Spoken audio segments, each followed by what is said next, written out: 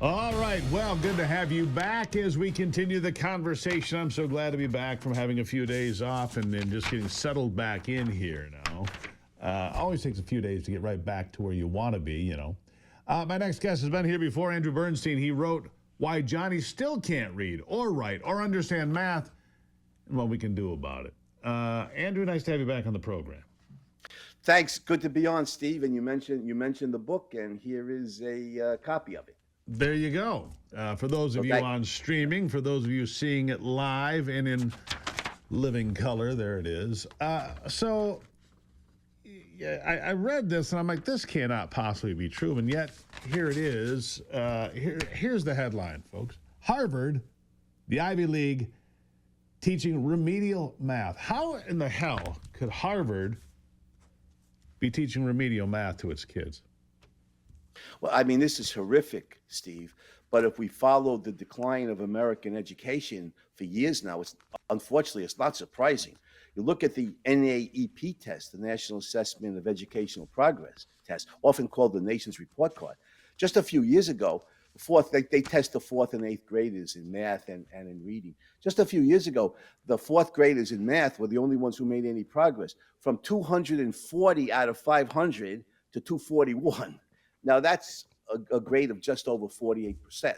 That's a abysmal score. So the math test scores have been declining for a long time, and the reading scores in 2024. Get this, this is horrible, but 69% of American fourth graders scored below basic proficiency levels in reading. 69%. So the decline in American education has been going on for years. So that Harvard needs to teach remedial math to its students is certainly horrifying, but it's not How surprising. would you ever get into Harvard if you couldn't do math? I mean, that's where my confusion. How could you ever even get in, taking the ACT, the SAT, any entry, any vetting at all? You would think would expose that, Andrew. I'm confused. Well, Harvard has not been using college entrance exams for the last few years. That's why there are no SAT scores now. It's optional. I think the kids can opt out of taking those college entrance exams. So the Harvard doesn't know. The admissions people don't know what their proficiency level is in math. That's what explains that. Well, that's pretty frightening. So Yes. these are supposed to be the elite universities. Are they back to using entry exams now? I know that they were suspended not just at Harvard, but across this country during COVID. People, at these universities said, hey, we care about one thing more than those entrance exams. You know what that thing is? Money. Yeah. What? You're right. Money, Right. Andrew. That's all they cared about. Look, I did a college tour during COVID years with one of my children. They were telling you about meal plans and snack plans, and here's your entertainment, and here's your gym, and you got a pool, and you've got they were selling entertainment and food. They were not selling an education. If Bread you and don't have, circuses. if you don't Right. have luxury rooms, you're not going to get these students anymore. I mean, whatever happened to the days of, having Quonset huts and cots to live on while you were studying to do something with your life? What happened to those days? Yeah, bread and circuses now. But the sad truth is, we've discussed this on your show numerous times, Steve. There are still many, many, many good classroom teachers in the school system. Some school districts are better than others, but too often the good teachers have to fight against a stifling bureaucracy, to smuggle phonics in, to teach the kids reading, to teach the kids basic math.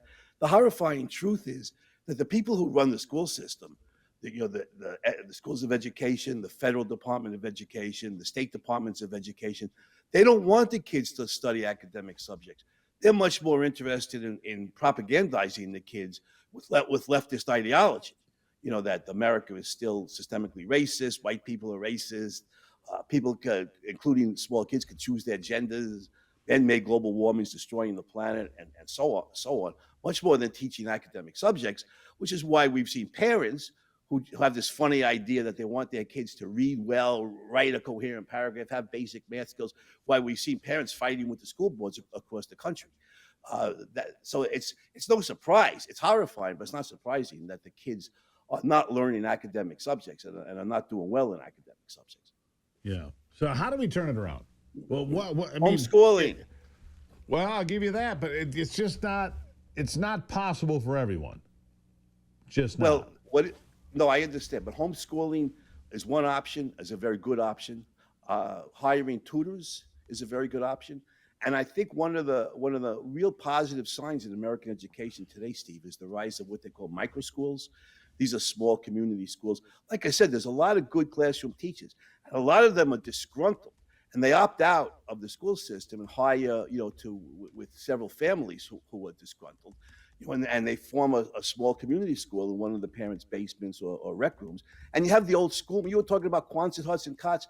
Well, this is like the return of the old school marm, who may be strict with the kids. And the teacher might be a man also, but traditionally the school mom is a great image. She's strict with the kids, but she cares about their education. She knows they need phonics to learn how to read. She knows they need to be able to write a coherent paragraph, and eventually, if they go to college, a college level lesson, they need basic math skills. The micro schools have become so popular, Steve, that Forbes business magazine even had an essay on it Micro a few years ago schools. about micro schools. Yeah, small community schools. Never, Yeah, never heard about it until just now. It's the first I've ever heard of this. And I know that places like Hillsdale College have their academies, if you will. Maybe that's a micro school, but I've never heard that term. I mean, look, I've got a student right now who I'd like to get into a micro school, but it's not available where I am. Well, what can be done? Well, there are websites for this. Microschoolrevolution.com. You can find the schools, micro schools in your area. They're really just small community schools. What could be done is hiring tutors. I think a lot of I'm a tutor for a family in Minnesota and other families. They can get me cheap, as a philosophy professor. One of the many problems in the school system, Steve, is that the teachers have to take all these education courses, and so they're taking fewer content courses. So the math teachers don't know as much math, for instance, as the non-teaching math majors do. You hire a tutor, and here the technology is great because you could be a family in Michigan, let's say, and hire a tutor in biology, let's say a grad student at the University of Oregon, and do it via Zoom. The bio grad student in Oregon was a bio major in college, so he knows more biology than the high school teachers do. He's taken classes in biology towards his graduate degree, so he's an expert on the subject, much more than high school teachers are. And you can get him cheap. He's a grad student. He's probably starving, living on a cot in a Quonset hut, like you said. You can get him inexpensively to do the classes via Zoom, and the hiring of tutors is a very good option today, especially given the Sure. technology, because you can hire tutors all over the country, all around the world. Fact of the matter is, Andrew, we need to solve some of these problems because Johnny can't read, Jill can't do Yeah. math, and it's a problem. Anyhow, I got to leave it there today. Micro schools. Next time you come back, I want you to lay out some of these micro schools, maybe some success stories for us. Yeah, well, Really Martha appreciate it. Collins, the great Martha Collins started that way, Steve, back Yeah. in the 1970s. That was basically a micro school before the term was born. Sure. Andrew Bernstein, always appreciate you, sir. Thank you. Great to be on, Steve. Thank you. There you have it. All right, so that's what's up today. Micro schools. Look, we have that challenge right now.